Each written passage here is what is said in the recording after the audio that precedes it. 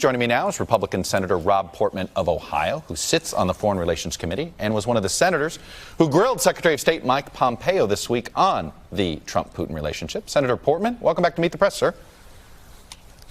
Chuck, good to be on with you again. Let me start with the Michael Cohen situation, because he is now contradicting something that Donald Trump Jr. said under oath to Congress, and whether it was under oath or not, lying to Congress is a crime. Donald Trump Jr. told the Judiciary Committee that he did not tell his father about anything of the Trump Tower meeting before or after. Michael Cohen apparently is contradicting him. Should Michael Cohen be called before the Judiciary Committee and clear this up sooner rather than later? I think the Mueller investigation is probably the place this should be cleared up, but, you know, that's up to the Judiciary Committee. If this is something that, let me ask you this, you as a Republican senator, would you want to see the Judiciary Committee sort of clean this up since they've gone down this road? Or you would say punt? You would tell Senator Grassley your advice would be leave it alone? Well, I think it's going to be, he said and he said issues, so I think it's probably better that, this goes through the regular process, which is ongoing, Chuck, and I think the Mueller investigation ought to be brought to an end also. I mean, we need to have the facts lead to the right conclusion, and so I support the investigation. I have from the start, but we do need to wrap it up. And I'm not an expert on Michael Cohen. Never met the guy. I haven't been on the Judiciary Committee. I'm not involved in this issue directly, but I do believe that it's important for us to get to the bottom of it, but do it expeditiously. Let me move to the subject. We've got a lot of other issues. Yes, I know. Let me move to the subject you were grilling Secretary Pompeo on the issue of Russia. It seemed to be that his comments didn't satisfy many senators, and it was pretty contentious, particularly on the issue of policy. Let me play a mashup. Policies are statements, and statements are policies. It goes both ways. No, that's not true. That's absolutely not true.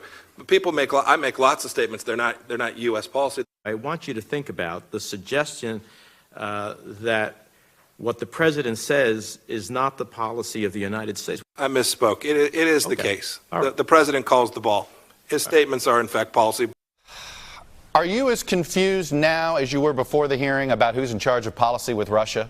The president, the administration, are they contradicting him? Do statements serve policy? What was your interpretation of what you heard? Well, first, I thought Pompeo did a terrific job. I was there for practically the entire hearing, and it lasted several hours. And what I liked about it is that he laid out very clearly and consistently what our issues are with Russia. The fact that, we continue to have policies in place that are very tough, tougher, frankly, than the previous administration, toughest sanctions since the Cold War. We're arming the Ukrainians, which is something, as you know, I pushed the Obama administration and the Trump administration on. We're finally doing it so they can defend themselves. We just gave them another $200 million. We're sending more troops to Europe. We're doing exercises in Eastern Europe, not making the Kremlin happy. And then we're pushing back in other ways. We talked about the Global Engagement Center, which pushes back on disinformation and propaganda coming from Russia, which I think is long overdue. And I commend Secretary Pompeo because he's put that in place and is using it aggressively. So, Chuck, it's interesting. There are concerns, as I expressed after Helsinki, of an inconsistent public posture as to Russia. But in terms of policy, I think the administration is doing things that are appropriate and very tough. And I think that came out clearly at the hearing as well. But I want to go back to the Helsinki summit, because now you have Vladimir Putin saying he'd come to Washington. He's offered another invite. He talked about that they seem to have a lot of constructive conversations. Moscow essentially looks like they were pretty happy with the summit. You were pretty unhappy. What does that tell you? Well, we don't know what happened behind closed doors, so I don't know whether to be happy or not. My concern was about the public statements not being consistent and clear with our policies. And, frankly, again, our policies are a lot tougher than previously and probably not making the Russians very happy. But, look, I think it's fine if we have these conversations. I think talks are appropriate. You need to be prepared for them. So the president chose to postpone the potential meeting here in the United States that he had talked about.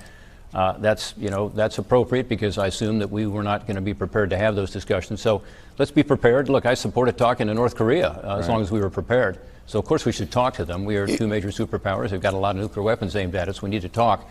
But let's be clear, because if you're going to end up with a better relationship, it's only going to happen through being consistent and clear and being matter of fact about the very real issues that exist between us. You asked, I thought, a very important question to Secretary Pompeo, and you said, how come the sanctions don't seem to be working? It hasn't changed Russia's behavior. You want more sanctions. Why do you think it hasn't worked? Is it the president's rhetoric? Well, it's a great question because we do have unprecedented levels of sanctions, certainly since the Cold War, and we're talking about increasing those, which actually I support. But my question was very simple, which is, they haven't backed off in terms of the illegal annexation of Crimea. They haven't backed off in terms of what they're doing on the eastern border of Ukraine, which is a hot war, Chuck, as you know, casualties every week on the Ukrainian side. They haven't backed off in terms of supporting the murderous Assad regime. So are the sanctions effective or not? Now, some would say they have been effective to get the Kremlin's attention, but they obviously have not resulted in the kind of actions and reactions that we would expect. So my question is, how can we be more effective and more targeted in the sanctions? And my sense is, Chuck, that the better way to approach this is to actually go after folks in Russia who are influential, including some of the oligarchs who support President Putin, and really to be more effective in targeting those sanctions. But I'm interested in hearing back from the Secretary for my question. Let me ask you, I'm going to move to the Supreme Court. I know we're going to start the confirmation process beginning. There's a bit of a fight over what papers in the archive should be there. Democrats believe Republicans are asking for an unlimited amount, only looking at Brett Kavanaugh's time in the White House counsel's office. Since Brett Kavanaugh himself has talked about his time as staff secretary in the White House, that's important too, shouldn't the answer be release all the papers of his time in the Bush administration? Well, I've served with Brett in the Bush administration. By the way, an incredible guy, humble, a good listener, compassionate. I think he's going to do very well at the hearing. And as you've probably seen in some of these poll numbers in these states that are red states where you've got a Democratic senator, he's very popular. People want to see him confirmed. So I think in the end, he will do very well. In terms of the issue on document production, it ought to be documents that are relevant. In other words, when you're staff secretary, which was his job, there are millions of documents literally that go through your office. You're the gatekeeper, you're the traffic cop. It's not substantive. So I think when he was associate counsel to the president, certainly his 200 opinions, obviously that's very important. So those are the relevant documents. But Chuck, to go on a fishing expedition into millions of documents that he had nothing substantive to say about, I think would be a mistake. And I think, frankly, it's not necessarily in the Democrats' interest to do that because it's going to postpone this to even closer to the election, which I'm not sure they want. Okay. Rob Portman, Republican senator from Ohio. I'm going to have to leave it there. Thank you for coming on and sharing your views. Sure, much appreciated. Thanks, Chuck. Thanks for having me on again. Hey, NBC News fans, thanks for checking out our YouTube channel. Subscribe by clicking on that button down here, and then click on any of the videos over here to watch the latest interviews, show highlights, and digital exclusives. Thanks for watching.